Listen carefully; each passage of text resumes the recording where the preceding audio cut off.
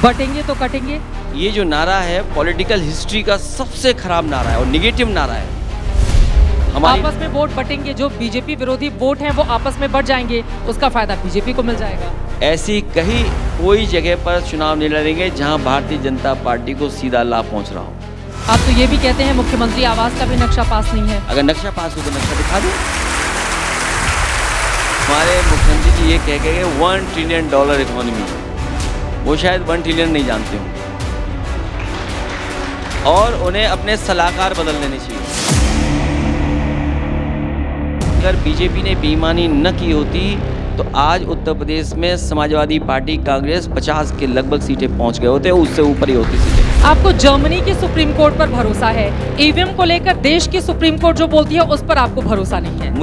मुझे जापान पे भी भरोसा है जिसने ईवीएम बनाई। दोनों लड़कों की जोड़ी एक साथ जाएगी 2027 में? बिल्कुल जाएगी, आगे भी ऐसी तरह। जब मैं बनाता था कोई सड़क तो उस पर चल करके मैं देखता था, समाजवादी पार्टी के लिए 2027 का चुनाव अभी तक का सबसे बेहतर चुनाव होने जा रहा है। शिखर सम्मेलन उत्तर प्रदेश में आप सभी दर्शकों का एक बार फिर से एबीपी न्यूज पर बहुत बहुत स्वागत है। आपके साथ मैं हूं चित्रा त्रिपाठी और इस वक्त बेहद खास मेहमान हमारे साथ जुड़ चुके हैं जिनको 2024 लोकसभा चुनाव के दौरान इंडिया गठबंधन का मैन ऑफ द मैच कहा जाता है। उत्तर प्रदेश की सियासत को पूरी तरह से बदल कर रख दिया इन्होंने, जिसकी उम्मीद नहीं की जा रही थी उसमें इन्होंने कमाल कर दिया। 2027 का महादंगल होना है, उसके पहले दंगल की बड़ी तैयारी के साथ 9 सीटों पर अपने प्रत्याशियों के नाम का ऐलान कर चुके हैं और कांग्रेस पार्टी को झटका भी दे चुके हैं। बहुत बहुत स्वागत है आपका अखिलेश यादव जी एबीपी न्यूज के इस मंच पर। कैसी है तैयारी आपकी 9 सीटों को लेकर? आपका बहुत धन्यवाद। और कांग्रेस को झटका नहीं दिया है, ये समाजवादी पार्टी की रणनीति के तहत हम लोगों ने फैसला लिया है। 9 सीटों पर उपचुनाव किन मुद्दों पर होने जा रहे हैं? जो बाई इलेक्शन होने जा रहे हैं, सरकार अगर बेईमानी नहीं करेगी और जिस तरीके से पहले दिन से ये उत्तर प्रदेश के लोग जानते हैं, बीएलओ से लेकर के चुनाव से जितने भी संबंधित अधिकारी हैं, बीजेपी ने अपनी तरीके से पोस्टिंग दी है। और जिस प्रदेश के मुख्यमंत्री ये कहते हों कि इसको रामपुर बना देंगे, कई मंचों से उन्होंने ये कहा हो, और फिर जो नारा निकल कर के आया है, देश के इतिहास में इससे खराब, इससे नेगेटिव नारा किसी पॉलिटिकल पार्टी ने नहीं दिया होगा जो नारा भारतीय जनता पार्टी ने अभी हाल में दिया है। बटेंगे तो कटेंगे। ये जो नारा है पॉलिटिकल हिस्ट्री का सबसे खराब नारा है और नेगेटिव नारा है। ये वो लोग हैं जो कमज़ोर दिखाई दे रहे हैं, वो नारा दे रहे हैं, और कहीं ना कहीं उनको ये लगता है कि अब सरकार उनकी रक्षा नहीं कर सकती है, अब रक्षा आपको स्वयं करना पड़ेगा। और सच्चाई तो ये है कि पीडीए की एकता को लेकर के ये घबराए हुए हैं, डरे हुए हैं, इसी की वजह से ऐसा नारा दे रहे हैं। पीडीए के लोग, पीडीए जोड़ेगा और जीतेगा, और वो शुरुआत हो चुकी है। इस तरह के नारे जो नेगेटिव नारे दे रहे हैं, उनका ग्राफ नीचे जा रहा है, वो ढलान पे हैं, और समाजवादी पार्टी और पीडीए के लोग चढ़ान पर हैं, हम लोग ऊंचाई पर जाने वाले हैं। लेकिन बटेंगे तो कटेंगे वाले नारे को लेकर बीजेपी के तमाम नेताओं ने उत्तर प्रदेश के अलग अलग हिस्सों में बड़े बड़े पोस्टर, होर्डिंग ये लगा दी है।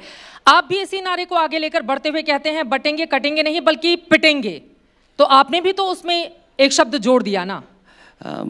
वो किसी और संदर्भ में कहा गया था कि लखीमपुर के विधायक ये कह रहे हैं कि अगर बिटोगे तो पिटोगे, क्योंकि मुख्यमंत्री जी ये कहते हैं कि उनका कानून, अगर कोई कानून तोड़ता है तो उसकी गर्दन तक पहुंच जाते हैं, और बीजेपी के लोग थोड़ा गर्दन के ऊपर पहुंच जा रहे हैं। सोचिए, कोई कल्पना कर सकता है कि विधायक के तमाचा पड़ा हो, उसे इंतजार करना पड़ा हो एफआईआर के लिए?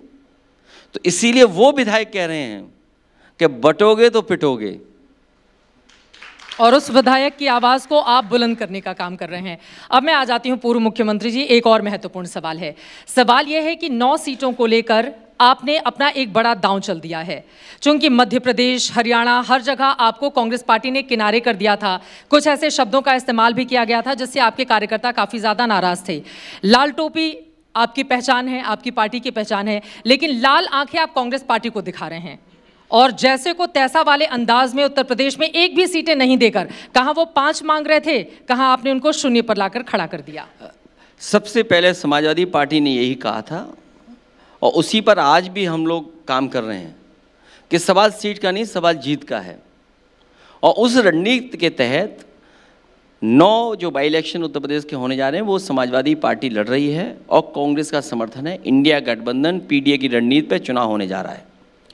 राहुल गांधी से इस बाबत बात हुई थी कि 9 सीटों पर समाजवादी पार्टी अपने कैंडिडेट उतार रही है। मैं आपसे कह रहा हूं कि रणनीति तभी बन सकती थी या रणनीति तभी आगे आती जब कांग्रेस का समर्थन होता। हाँ, कांग्रेस के बड़े लीडर से मेरी बात हुई है। कांग्रेस पार्टी के कार्यकर्ता क्या आपके समर्थकों के साथ, समाजवादी पार्टी के साथ मिलकर वही ताकत लगाएंगे जैसा कि लोकसभा चुनाव में हमने देखा? क्योंकि एक भी कैंडिडेट का नहीं उतरना उनके उत्साह पर ऐसा लग रहा है कि पानी फिर चुका है। जो कांग्रेस पार्टी के जितने कार्यकर्ता हैं वो सभी समर्थन करेंगे और कांग्रेस पार्टी ने उसकी सूची समाजवादी पार्टी के कार्यालय में पहुंचा भी दी है। 2 लड़कों की जोड़ी प्रचार प्रसार करती हुई दिखाई देगी क्योंकि देश में कई जगह चुनाव है और चुनाव देश में कई हिस्सों में है। जो भी कांग्रेस की तरफ से जो भी लीडर्स आएंगे या जो हम लोगों की तरफ से प्रचार में शामिल होंगे, हम लोग प्रचार करेंगे। लेकिन फिर से मैं उसी नारे पर आ जाती हूं, क्योंकि बटेंगे और कटेंगे वाला बयान हरियाणा में जाकर योगी आदित्यनाथ जी ने दिया था, वहां पर बीजेपी ने जीत हासिल कर ली। वही नारा महाराष्ट्र में दिया जा रहा है और वही नारा उत्तर प्रदेश की सियासत में भी बुलंद किया जा रहा है। तो ये जो ध्रुवीकरण की सियासत है, ये आप लोगों को नुकसान पहुंचाती है। वो हिंदुओं को एकजुट कर रहे हैं और यही आपके लिए सबसे बड़ी चुनौती है। सरकार जानबूझ करके ऐसे नारे दे रही हो। मैंने कई मौक़ों पर कहा, फिर मैं बात को दोहराता हूं, ये किसी लैब में तैयार हुआ था नारा, और जब नारा तैयार हो गया तो उसके लिए सबसे सुटेबल उनका लीडर कौन है, उससे ही नारा कहलवाया गया और उसी का प्रचार जगह जगह हो रहा है। और इसलिए किया जा रहा है क्योंकि ये जो उत्तर प्रदेश की समस्या है, समाधान जिसका ढूंढना था, ये सरकार नाकाम है। जो लोग लॉ एंड ऑर्डर की बात कर रहे थे, जिस राजधानी में हम लोग बैठे हैं, आप कल्पना कीजिए कि कस्टोडियल डेथ हो रही हो वहाँ पर, पुलिस का अन्याय चरम सीमा पर पहुँच गया हो, जो थाने हमें न्याय दिलाते हैं, जहाँ पर हम न्याय के लिए जा सकते हैं, वो अत्याचार गृह बन गए एक तरीके से। कोई थाने में जाएगा तो हो सकता है उसकी जेब से पैसे निकाल लें या वसूली हो जाए, और वसूली के अलावा अगर कुछ हो तो हो सकता है उसकी हत्या हो जाए। ये कोई पहली हत्या नहीं है उत्तर प्रदेश में। इसी राजधानी में इससे पहले एक दलित बेटी की हत्या की गई, कस्टोडियल डेथ हुई, और अभी हाल में ही एक और मोहित नौजवान की हत्या हो गई। सरकार के पास जवाब क्या है? और इसी लखनऊ के पास इस सरकार ने दंगा करा दिया। जो लोग जीरो टॉलरेंस की बात करते थे, दूसरों पे आरोप लगाते थे, वो सरकार खुद शामिल हो रही है दंगे में। जिस सरकार को सब कुछ पता था, क्या सरकार का इतना फेलियर हो सकता है, इंटेलिजेंस का इतना फेलियर हो सकता है कि उन्हें पता ही नहीं हो कि क्या होने जा रहा है? कभी भी प्रोसेशन निकलता है, थाने स्तर पे बैठक होती है, लीडर्स के बीच में बैठक होती है, रूट तय होता है, उसके बाद बहराइच में घटना हो गई, राजधानी में तो हुई कस्टोडियल डेथ। और फिर जो लोग ये कहते हो कि कानून व्यवस्था हमारी बेहतर है, जीरो टॉलरेंस है, मंगेश की हत्या कर दी आपने, और उस हत्या की बैलेंस के लिए आपने क्या किया? एक क्षत्रिय परिवार के नौजवान की भी हत्या कर दी और कहते हैं हम बैलेंस कर रहे हैं। क्या इनकाउंटर में बैलेंस करेंगे आप? हत्या करके कौन सा बैलेंस आप कर रहे हैं? क्या जवाब है सरकार के पास? बीजेपी बचाने वाली दल नहीं है, बीजेपी फंसाने वाला दल है। बहराइच को वो दंगा मानने को तैयार नहीं है। अगर आप भी नहीं मानोगे तो मैं क्या किससे स्वीकार करूं? लेकिन अब मैं आ जाती हूं, जिस बुलडोजर को लेकर सुप्रीम कोर्ट ने भी अपनी बात कही थी और एनकाउंटर को लेकर भी बहुत सारे सवाल, लेकिन इसी उत्तर प्रदेश का एक हिस्सा ऐसा है जो सरकार के समर्थन में इसको लेकर खड़ा हो जाता है और उसी वजह से बीजेपी के कार्यकर्ता उत्साहित रहते हैं। जगह जगह बुलडोजर, हमने यहां तक देखा है कई जगह शादियों में दूल्हा भी बुलडोजर पर जा रहा है। बुलडोजर अन्याय का प्रतीक बना है। अन्याय का प्रतीक से खुशी नहीं मिल सकती किसी को, और जो लोग अन्याय के प्रतीक से खुश हो रहे हैं उनसे ज्यादा समाज में नेगेटिव व्यक्ति कोई नहीं हो सकता। और जिनका भाव ही विनाशकारी हो, बीजेपी के कई लोग ऐसे हैं जिनके हाथों में विनाशकारी रेखा है। आप बुलडोजर से कोई बिल्डिंग बनाते, पुल बनाते, कोई काम करते, कंस्ट्रक्शन का काम होता, आप घर गिरा रहे हो, लाखों घर गिरा दिया आपने। उन्होंने कहा सिर्फ अवैध निर्माण पर यह कार्रवाई की गई है। अगर अवैध निर्माण पे कार्रवाई हुई है तो अवैध निर्माण पे जो दोषी अधिकारी थे उनके कितने घरों पे आपने बुलडोजर चलाया है, जिनकी वजह से अवैध निर्माण हो रहा है। और मैं आपसे कह रहा हूं, यहां बैठ करके कह रहा हूं, गवर्नर हाउस के सामने इलीगल कंस्ट्रक्शन हो रहा है। वो हेरिटेज बिल्डिंग है, क्या उसका नक्शा पास है? क्या इनका बुलडोजर वहां भी जाएगा इलीगल कंस्ट्रक्शन के लिए? और नहीं मानते आप किसी अपने चैनल के, जो आपका स्टिंगर कोई व्यक्ति हो, चैनल का कैमरा लेकर के जाके देख सकता है। क्या उसको लीगल इलीगल क्या मानेंगे आप? आप तो ये भी कहते हैं मुख्यमंत्री आवास का भी नक्शा पास नहीं है। अगर नक्शा पास हो तो नक्शा दिखा दे। एलडीए ने पास किया कि नगर निगम ने पास किया है? मुख्यमंत्री ने इसी मंच से इस बात का दावा किया है कि पहले दंगों से भरा हुआ प्रदेश होता था और जब से हमारी सरकार बनी है यहां पर बहुत ज्यादा निवेश आए हैं। बोलने में सरकार कुछ भी बोल सकती है, मैं भी कुछ भी दावा कर सकता हूं। मुझे उम्मीद है एबीपी न्यूज चैनल उस बात की निष्पक्ष जांच कर करके क्या क्या जमीन पर उतरा है उस पर जरूर कोई ना कोई कार्यक्रम चलाएंगे।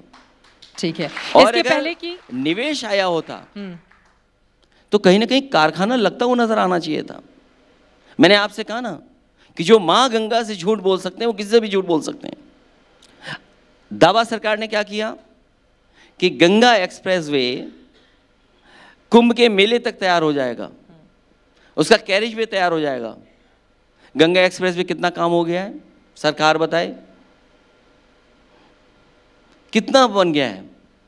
और फिर जो निवेश की बात कर रहे हैं, अगर निवेश आया होता $1 ट्रिलियन का जो सपना दिखा रहे हैं, ये 1 ट्रिलियन इसलिए बोल रहे हैं, जीरो टॉलरेंस इसलिए बोल रहे हैं, zero tolerance corruption, zero tolerance law and order इसलिए बोल रहे हैं कि अंग्रेजी की बात आम आदमी ना समझ पाए।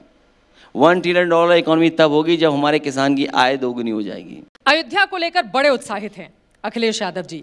अवधेश प्रसाद जी को बिल्कुल आपने पोस्टर बॉय बना दिया है, जहां रहेंगे साथ लेकर, जहां जाएंगे साथ लेकर, संसद भवन में भी बगल में बिठाएंगे। तो अयोध्या ने और ये जो 37 सीटें समाजवादी पार्टी को मिली हैं लोकसभा में, उसने एक अलग तरह की ऊर्जा आप लोगों के भीतर भर दी है। लग रहा है कि वो आगे आने वाले दिनों में भी उसका असर दिखेगा। मैं उत्तर प्रदेश की जनता का धन्यवाद देना चाहता हूं कि इंडिया गठबंधन और पीडीए की रणनीति को उन्होंने सबसे ज़्यादा सीट जिताने का काम किया। अयोध्या की जीत बड़ी है, अयोध्या के साथ साथ कई और लोकसभाओं की भी जीत बड़ी है। बीजेपी को इस बात की चिंता करनी चाहिए कि जहां प्रधानमंत्री ज़्यादा वोटों से जीतते थे, कम वोटों से क्यों जीते? हार तो जीत में भी है, मतलब जीते भी हैं लेकिन हारे भी हैं वोट से। और अयोध्या का जहाँ तक सवाल है, जो लोग ये कहते हैं कि समाजवादी पार्टी के जीतने के बाद विकास रुक गया है, मैं आपको भरोसा दिलाता हूँ कि जिस तरीके से वर्ल्ड क्लास इंफ्रास्ट्रक्चर या बिल्डिंग समाजवादियों ने बनाई हैं, उससे कई गुना बेहतर काम अयोध्या में समाजवादी लोग कर करके दिखाएंगे, क्योंकि समाजवादियों का सम्मान अयोध्या की जनता ने बहुत बढ़ाने का काम किया है। अब बीजेपी के नेता यहीं से पूछ रहे थे आपसे खास तौर से कि अयोध्या में जाकर राम मंदिर में आपने दर्शन नहीं किए हैं अब तक। इतना अयोध्या का हर जगह गुणगान कर रहे हैं लेकिन दर्शन नहीं किए प्रभु राम। भगवान राम सब जगह हैं, भगवान सब जगह हैं।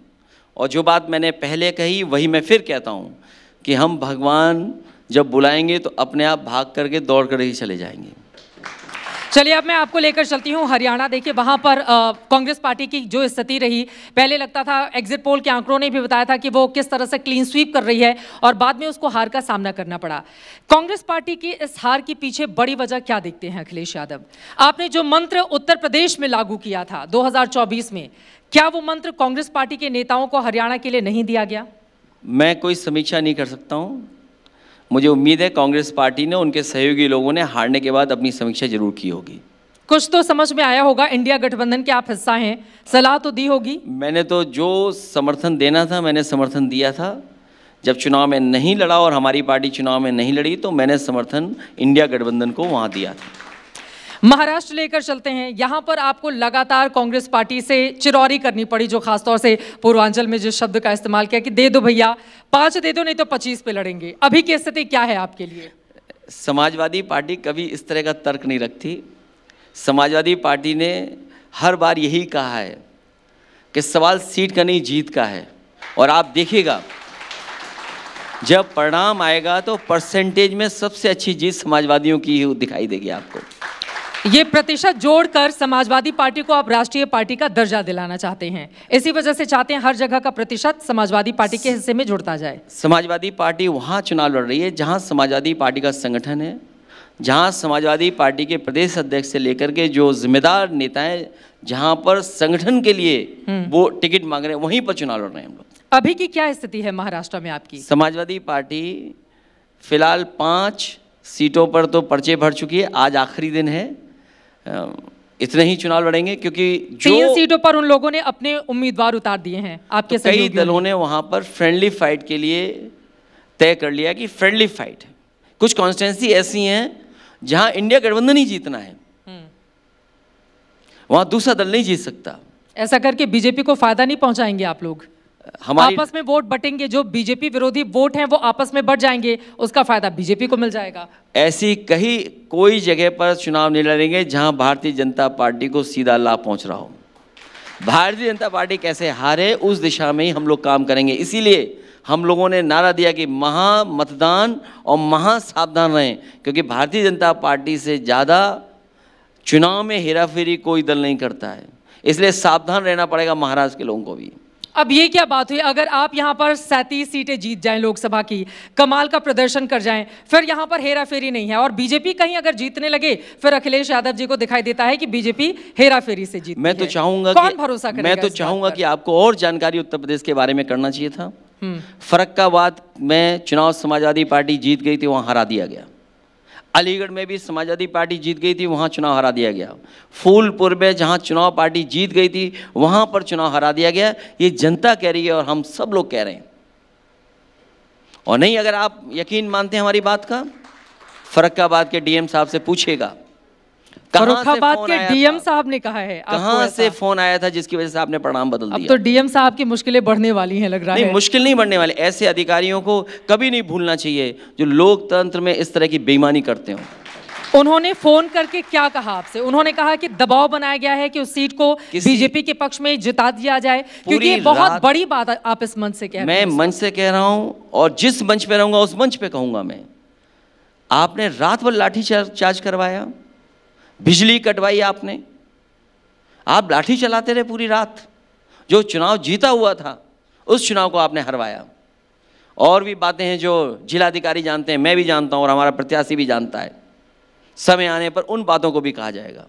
लेकिन उसी उत्तर प्रदेश ने आपको 37 सीटें भी तो दी। कांग्रेस की सीटें अगर हम छोड़ दें, मैं आप सबसे बड़ी पार्टी बनकर निकले हैं। अगर बीजेपी ने बेईमानी न की होती तो आज उत्तर प्रदेश में समाजवादी पार्टी कांग्रेस 50 के लगभग सीटें पहुंच गए होते, उससे ऊपर ही होती सीटें। अभी भी आप अगर इस तरह से, क्योंकि अगर इंडिया अलायंस का कोई जीते, ईवीएम बहुत अच्छा है, पारदर्शिता पूरी तरीके से है, कहीं कोई दिक्कत नहीं है। अगर बीजेपी का कोई प्रत्याशी जीते तो फिर अधिकारियों के जरिए बीजेपी वहां पर मैनेजमेंट करा रही है, ईवीएम खराब है, इस तरह के तर्क काम करेंगे क्या? समाजवादी पार्टी, हम लोग कभी नेगेटिव पॉलिटिक्स नहीं करते हैं। समाजवादी पार्टी की पॉजिटिव पॉलिटिक्स है, जोड़ने की पॉलिटिक्स है। और इसीलिए जो पीडीए की रणनीति, पीडीए में लोगों को जोड़ा, उसका परिणाम हुआ जीते हैं हम लोग। और जहां बात ईवीएम की कह रहे हैं आप, मैंने लोकसभा में भी कहा कि अगर 80 में 80 सीटें भी हम लोग जीत जाएंगे तब भी मैं ईवीएम के खिलाफ हूं। और जर्मनी जैसा देश जो हमसे न जाने कितना आगे है, वो देश तक कहता है कि अगर ईवीएम इस्तेमाल होगी इलेक्शन में तो वो अनकॉन्स्टिट्यूशनल माना जाएगा। तो हम उस बात को क्यों नहीं स्वीकार कर रहे हैं? जर्मनी छोटा सा देश है, हम दुनिया की सबसे बड़ी आबादी हैं। यहाँ पर अगर पुराने तौर तरीकों से वोटिंग शुरू हो गई तो आप समझ रहे हैं कि उस समय क्या स्थिति बनेगी। और हमने बूथ कैप्चरिंग भी देखा है, किस तरह से थप्पे लगाए जाते थे, वो भी दौर देखा है, इसी देश ने देखा है। मैं इस तर्क में इसलिए नहीं जाना चाहता हूं। प्रधान के चुनाव से बड़ा चुनाव कोई नहीं हो सकता।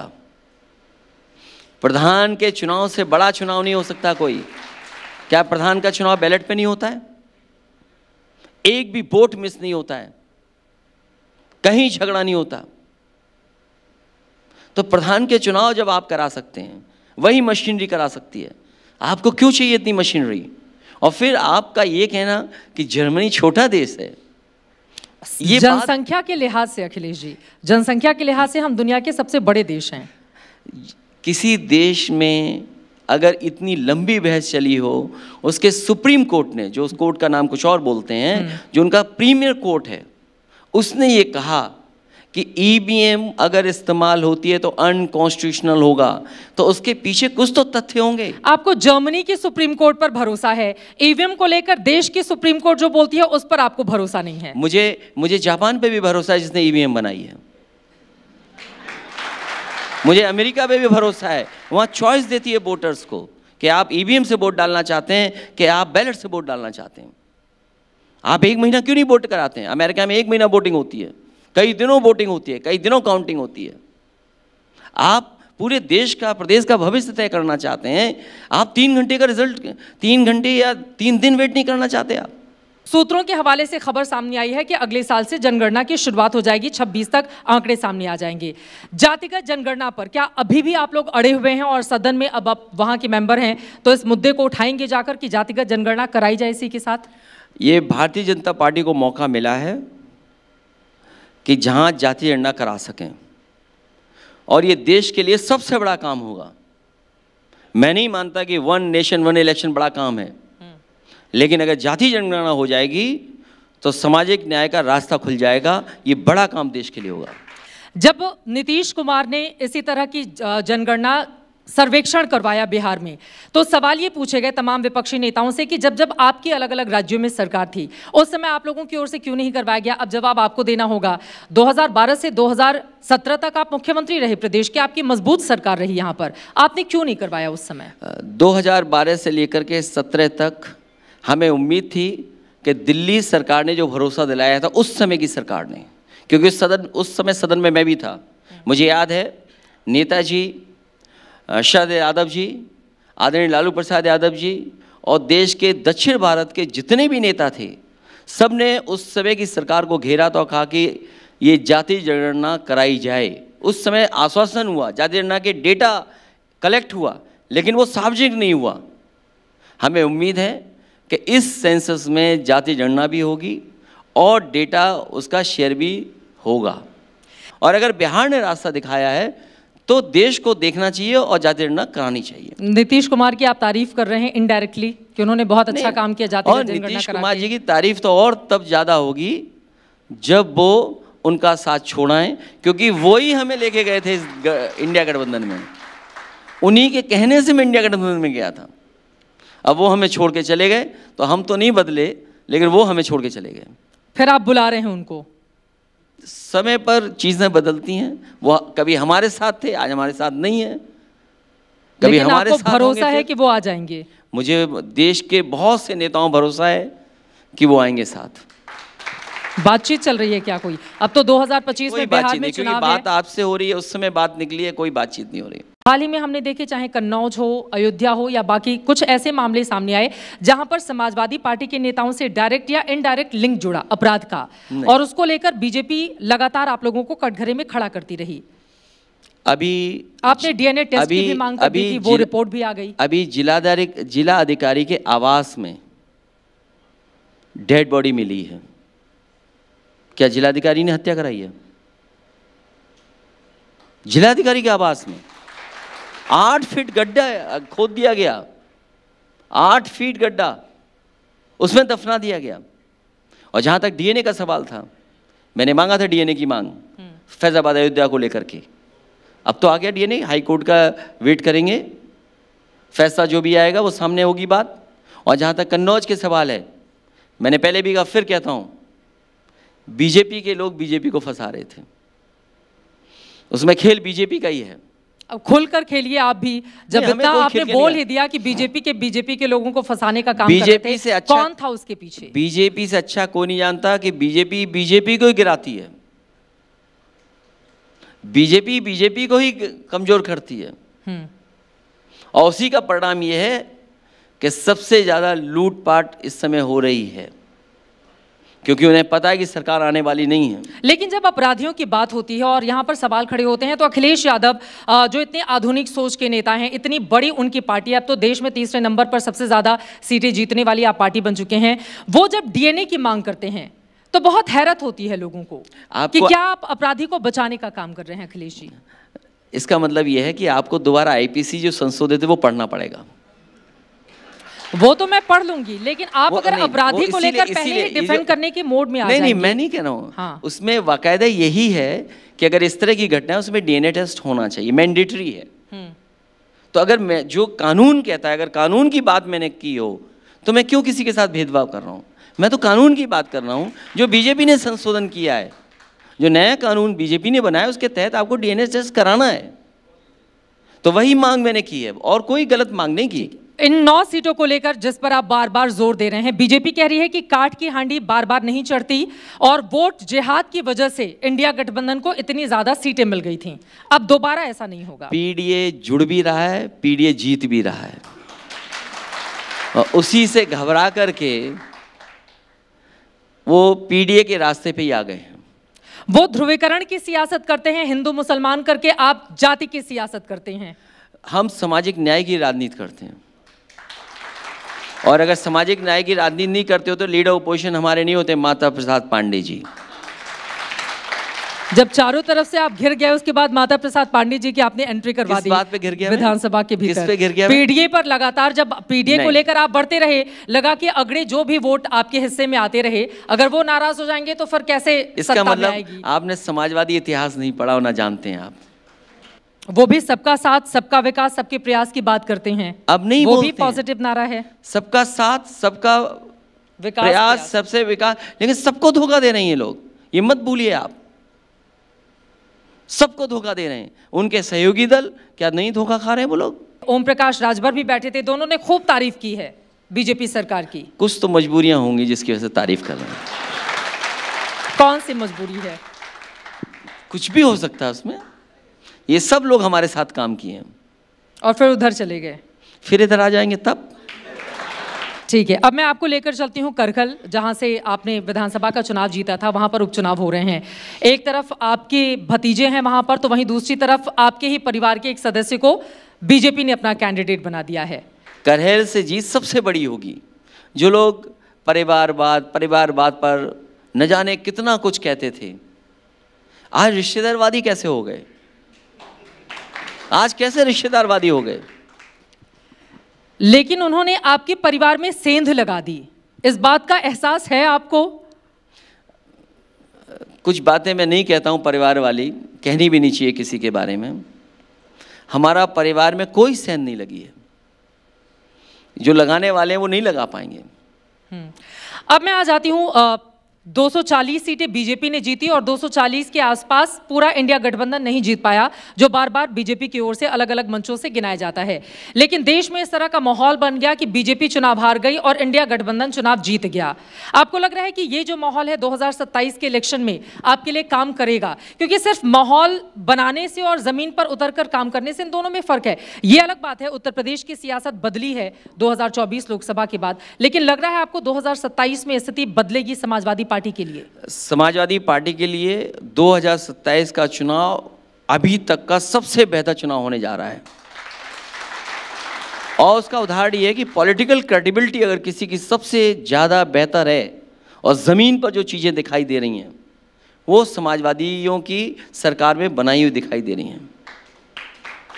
आज जो इंफ्रास्ट्रक्चर दिखाई दे रहा है, जो शुरुआत की थी, जो आज मुख्यमंत्री जी कह रहे हैं एक्सप्रेस वे, कम से कम मुख्यमंत्री जी जानना चाहिए कि एक्सप्रेस वे क्या होता है। जहां उन्होंने सबसे पहले कहा था एक्सप्रेस वे बनाएंगे, ऑन रिकॉर्ड में ये बात कह रहा हूं, ऑन रिकॉर्ड आप चेक करिएगा, उन्होंने कहा कि झांसी से सीधा दिल्ली के लिए एक्सप्रेस वे बनेगा। लेकिन झांसी से दिल्ली के लिए बना ही नहीं एक्सप्रेस वे। वो प्रदेश के मुख्यमंत्री हैं, आप कह रहे हैं उनको एक्सप्रेस वे के बारे में नहीं पता होगा, उनको $1 ट्रिलियन के बारे में नहीं पता होगा। लगातार गलत कह रहा हूं मैं? क्या गलत कह रहा हूं मैं? आप ऑन रिकॉर्ड चेक करिए। उन्होंने कहा कि झांसी से, आप बात पूरी सुनिए, उन्होंने कहा कि झांसी से हम दिल्ली के लिए एक्सप्रेस वे बनाएंगे। क्या एक्सप्रेस वे बना उनका? झांसी को छोड़ दिया उन्होंने, चित्रकूट से बना करके ले जाने, वो भी हमारे होम टाउन से लेकर के जा रहे हैं। इटावा से होकर के लेके जा रहे हैं, तो क्या उनको अलाइनमेंट पता था कि कहां से अलाइनमेंट होगा? जो गोरखपुर का लिंक है, गोरखपुर लिंक के बारे में क्या कहा गया कि 2022 में चालू हो जाएगा।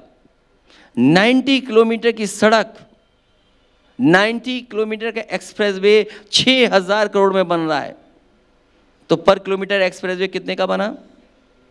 और आप क्वालिटी ऑफ कंस्ट्रक्शन देख लें, जो राइडिंग क्वालिटी है, आप बुंदेलखंड की राइडिंग क्वालिटी का जानकारी कर लीजिए। अभी मत जानकारी करना क्योंकि लाइव हो जाएगी वो बात। मेरे एबीपी न्यूज़ छिपाने में भरोसा नहीं करता, जो भी हो वो लाइव ही हो। मेरे बोलने के बाद आप इसकी जानकारी करिएगा कि जो राइडिंग क्वालिटी बुंदेलखंड की है, क्या वो कंपेयर कर सकते हैं आगरा लखनऊ एक्सप्रेसवे की? इसलिए मैं कह रहा हूं कि उनकी जानकारी में नहीं है कि एक्सप्रेसवे क्या होता है। और बुंदेलखंड का 4 लेन एक्सप्रेसवे है, सर्विस लेन नहीं बनी है। वे साइड एमिनिटीज कैसी होती हैं? जब मैं बनाता था कोई सड़क तो उस पर चल करके मैं देखता था, चल करके मैं देखता था।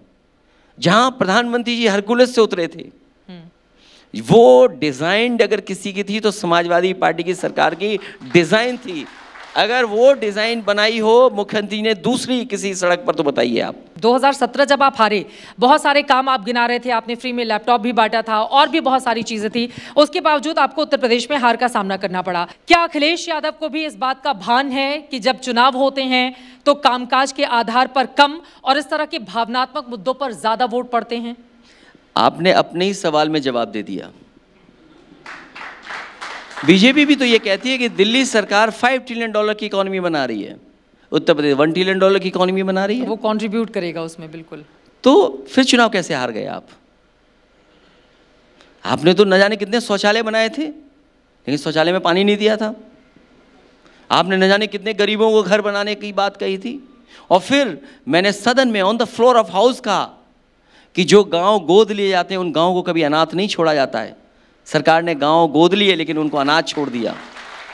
अभी हाल ही में आप कश्मीर होकर आए हैं, जब उमर अब्दुल्ला साहब वहां पर मुख्यमंत्री पद की शपथ ले रहे थे, और परसों एक कार्यक्रम में फारूक अब्दुल्ला साहब के साथ आप बैठे हुए थे। मेरा ये सवाल है, इसी तरह का दावा कश्मीर को लेकर बीजेपी की ओर से भी किए जाते हैं, उसने कश्मीर में इतना इन्वेस्टमेंट दिया, वहां पर बिल्कुल लाल चौक की स्थिति या आसपास के हिस्सों को अगर हम देखेंगे तो हम पाएंगे कि पहले के मुकाबले अभी बहुत बड़ा वहां पर परिवर्तन है। लेकिन बीजेपी का ऐसा कहना है कि मुसलमान उसको वोट नहीं करते, कामकाज के आधार पर वोट नहीं मिलते, इसी वजह से वोट जिहाद जो था वो आप लोगों के लिए 2024 में काम कर गया। बीजेपी की नेगेटिव पॉलिटिक्स कहीं भी कामयाब नहीं होगी। बीजेपी को अपनी नेगेटिव पॉलिटिक्स छोड़ देनी चाहिए। अभी तो हरियाणा में जीत हासिल की है बीजेपी ने, यूपी में बड़ी हार हारे हैं, उस हार से अभी तक नहीं उभर पाए हैं, और इसी वजह से दिल्ली लखनऊ का कनेक्शन टूटा नजर आता है कई बार। लेकिन जिस तरह से बीजेपी ने अपने लिए बड़ी लकीर खींची, इंडिया गठबंधन बनाने के बावजूद आप लोग उसको 5 सीटें 10 सीटें आप समझ रहे हैं, बड़ी बड़ी पार्टियां उत्तर प्रदेश की, 2014-2019 में उनका क्या हाल हो गया था। और अभी भी बीजेपी के पास 31 सीटें तो हैं, सहयोगियों के साथ और सीटें हैं। बीजेपी का अब खुलासा हो गया है, अब बीजेपी के बारे में लोग जान गए हैं। क्या जान गए हैं? कि बीजेपी धोखा दे सकती है, झूठ बोल सकती है। और मैं बात इसलिए कह रहा हूं, उनके अभी तक के मैनिफेस्टो उठा करके देख लीजिए, जो मैनिफेस्टो में कहा वो जमीन पर नहीं उतारा। ये बात समझते हुए समाजवादी लोगों ने जमीन पर काम किया, और जमीन पर जब काम हुआ तो उसका परिणाम ये हुआ कि भारतीय जनता पार्टी का मुकाबला कर लिया। 2027 का सबसे बड़ा मुद्दा क्या रहेगा जिसके आधार पे आपको लग रहा है कि वो महादंगल समाजवादी पार्टी ने अपनी गोटियां बिल्कुल सेट कर दी हैं? और उसके लिए ये भी सवाल है, कांग्रेस पार्टी वहां पर कहां आपको दिखाई देगी? नई पीढ़ी, प्रोग्रेसिव डेवलपमेंट और पॉजिटिव पॉलिटिक्स की पसधर है। मुझे उम्मीद है कि 2027 का चुनाव प्रोग्रेसिव पॉलिटिक्स का चुनाव होगा। लेकिन आप पीडीए की बात करते रहेंगे। P for progressive, P for positive, P is PDA, और N फॉर नेगेटिव, और इसीलिए NDA नेगेटिव है। लेकिन दूसरी परिभाषा तो P की ये भी है ना, पिछड़ा, दलित और अल्पसंख्यक। पिछड़ा, दलित, अल्पसंख्यक, पिछड़ा, दलित, आदिवासी, पिछड़ा, दलित, आदि आबादी, पिछड़ा, दलित, अगड़े भी हैं। पीड़ित दुखी अगड़े भी हैं। पूरा घुमा दिया आपने। पीडीए की शुरुआत जहां से हुई थी, बाद में लगा कि ज्यादा नुकसान ना हो जाए तो पूरा घुमा के उसमें जो जो शब्द जुड़ते हुए चले जाएं उसको जोड़ ले जाएं। ये उन लोगों के लिए हो सकता है जो घबराए हुए हैं पीडीए की रणनीति से। अखिलेश जी, चलते चलते एक सवाल जो सबसे ज्यादा महत्वपूर्ण है, आपने अलग अलग जोड़ियां बनाकर 2019 में 2017 में हमने देख लिया, हालांकि 2024 में समाजवादी पार्टी का उसमें ज्यादा बड़ा योगदान है जब आपने कांग्रेस के साथ मिलकर कमाल का प्रदर्शन किया। लेकिन आपको लग रहा है कि 2027 में इस तरह की स्थिति रहेगी जब सीटों के बंटवारे को लेकर कांग्रेस पार्टी के साथ आपका तालमेल नहीं हो पाएगा? कांग्रेस के बड़े बड़े नेता आपको अखिलेश वखिलेश जब कहते हैं तो दुख होता है, दर्द होता है कि हमने तो इनके लिए यूपी का पूरा मैदान बिछा दिया और इनके नेता प्रदेश के बाहर हमको किस तरह के शब्दों से नवाजते हैं? वो हम लोगों को कहीं ना कहीं एनर्जी देते हैं कि हमें और काम करना चाहिए। जब उनका व्यवहार ऐसा रहता है तो लगता है कि और हम लोगों को काम करना चाहिए। कांग्रेस के बड़े नेताओं से नहीं कहते हैं कि इस तरह की जुबान पे लगाम लगाएं? मैं समझता हूँ मुझसे बेहतर वो बातें समझते होंगे। दोनों लड़कों की जोड़ी एक साथ जाएगी 2027 में? बिल्कुल जाएगी, आगे भी ऐसी तरह रहेगी। और 9 सीटों के उपचुनाव में समाजवादी पार्टी की क्या स्थिति रहने वाली है? भारतीय जनता पार्टी प्रशासन से अगर बेईमानी नहीं कराएगी, जिला अधिकारियों को अपना जिलाध्यक्ष नहीं समझेगी, तो सब सीटें भारतीय जनता पार्टी हार जाएगी। चलिए, बहुत धन्यवाद अखिलेश यादव जी, एबीपी न्यूज शिखर सम्मेलन के इस मंच पर आने के लिए।